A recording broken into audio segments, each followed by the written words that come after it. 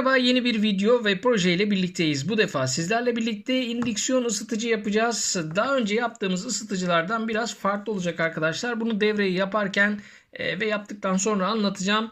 Şu şekilde bir soğutucu ile işleme başlıyoruz. Soğutucularımızı birbirinden izole ediyoruz arkadaşlar. Kesinlikle birbirine temas etmiyor. Yani tek bir soğutucu üzerine MOSFET'lerimizi kesinlikle bağlamıyoruz. MOSFET'lerimi monte ederek işleme başlıyorum. MOSFET'lerimi soğutucuya bağladım ve pinlerini gördüğünüz gibi büktüm arkadaşlar. Şöyle bırakalım ve pin bilgilerini de sizlerle paylaşalım. Bu şekilde büküyorsunuz. Bütün bağlantıyı bu pin yapısı üzerine oluşturacağım. Şimdi bir sonraki adımımızda devreye devam edebiliriz. 2,5 milimetrelik telden şöyle bir bağlantı oluşturuyorum ve MOSFET'lerimin en sağdaki pinlerini, diğer bir tabirle S pinlerini birbirine bağlıyorum arkadaşlar. Yani direkt olarak bıraktığımız şu kablo bizim zaten aynı zamanda devremizin eksi girişi olacak. Bir sonraki bağlantımız yani 10K'lık dirençlerle devreye devam edelim. 10K'lık dirençlerimizi şu şekilde eksi kutbumuzun olduğu pine doğru bağlıyoruz arkadaşlar. Yani şu kablo üzerinde bağlantıyı oluşturdum. 22 ohmluk direncimizi ekledik. Peki nasıl ekledik? Bakın birinci MOSFET'imizin ortadaki pininden geliyor. İkinci MOSFET'imizin 10K'lık direnci bağladığımız pinine bağlanıyor. Aynı işlemi diğer MOSFET için de yapacağım. Bir çapraz bağlantı oluşturacağım. Diğer bağlantıyı da oluşturduktan sonra sizlerle paylaşalım. Bu arada diğer dirence göre büyük olduğunu görüyorsunuz arkadaşlar. Buraya biraz yük bindiği için 1 watt ve üzeri direnç kullanmanızda fayda var. Ben 2 wattlık bir direnç kullandım. Bu şekilde bağlantımızı oluşturuyoruz. Bakın ikinci MOSFET'imizin D pininden birinci MOSFET'imizin pinine gidiyor. Oldukça basit. Fazla malzeme yok. Toplamda neredeyse 4-5 parça malzeme ile oluşturabileceğiniz güzel bir devre. Bir sonraki adımımız olan ısıtıcımızın bobini ile devreye devam ediyoruz. Bobin için arkadaşlar elektrikçiden gidiyorsunuz 2,5 milimetrelik bakır tel alıyorsunuz. 2,5 milimetre kalınlığındaki bakır telimizin dış kısmını soyduk. Bu şekilde içini çıkarttık. Bunu bir bobin haline getiriyorsunuz. Nasıl bir bobin haline getiriyorsunuz? Hemen gösterelim. Şöyle bir bobin haline getiriyorsunuz. Bakın 4 tur burada var. 4 tur diğer tarafta var. Orta kısma ortadan çıkan şuradaki artı çıkışımız olacak. Buraya kabloyu direkt olarak lehimlemedim. Önce doladım, sonra lehimledim. Bunun nedeni kablo ısındığında lehim atıyor maalesef veya içeride bir ısı kaynağı oluşuyor, ısı oluşuyor. Buradaki lehimin atmaması için bu şekilde yaptım.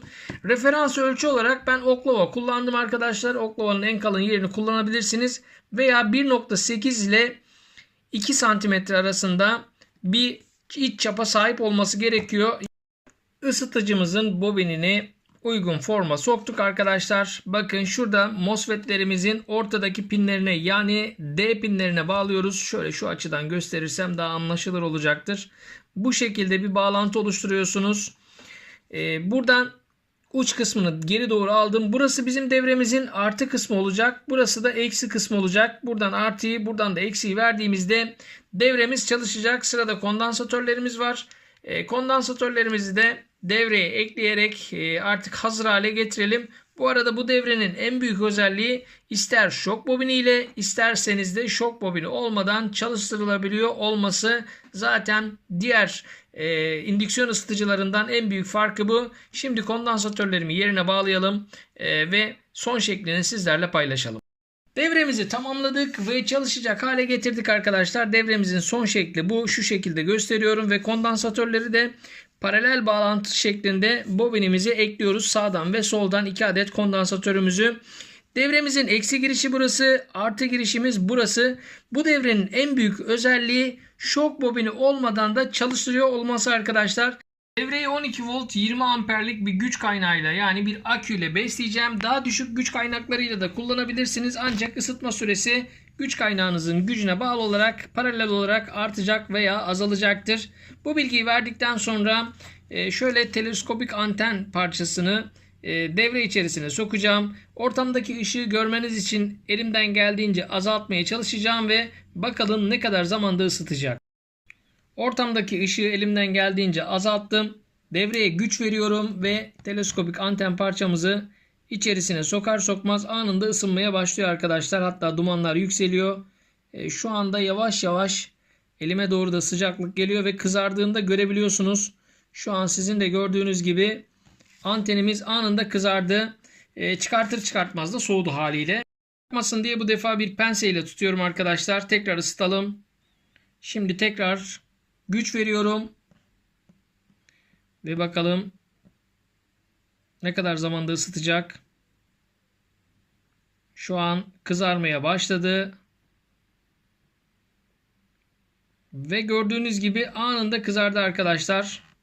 Sonuç gayet başarılı. Şöyle devam ettirelim hatta. Videoyu tamamlamadan önce şok bobininden de bahsetmem gerekiyor. Şok bobinini eklerseniz verimliliği biraz daha artıyor ancak çok ciddi bir fark yaratmıyor arkadaşlar. Böylelikle bobin kısmı dahil tamamen piyasada rahat bir şekilde bulabileceğiniz materyallerle evde bir indüksiyon ısıtıcı yapmış olduk. Teleskopik antene göre nispeten daha kalın olan matkap ucumu indüksiyon ısıtıcıda ısıtarak videomu tamamlamak istiyorum.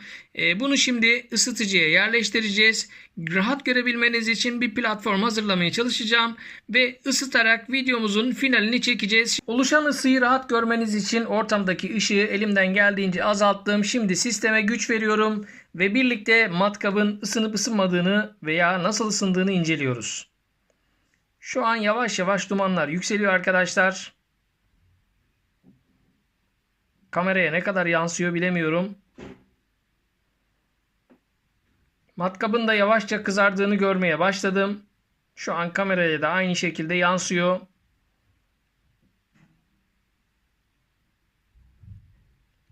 Evet, gördüğünüz gibi içi dolu matkabımız artık kıpkırmızı kor haline geldi. Böylelikle videomuzu ve projemizi de tamamlamış olduk. Bir sonraki videomuz ve projemizde görüşünceye değin hoşça kalın diyorum arkadaşlar. Bana destek olmak için kanalıma abone olmayı, videolarımı beğenmeyi ve paylaşmayı unutmayın.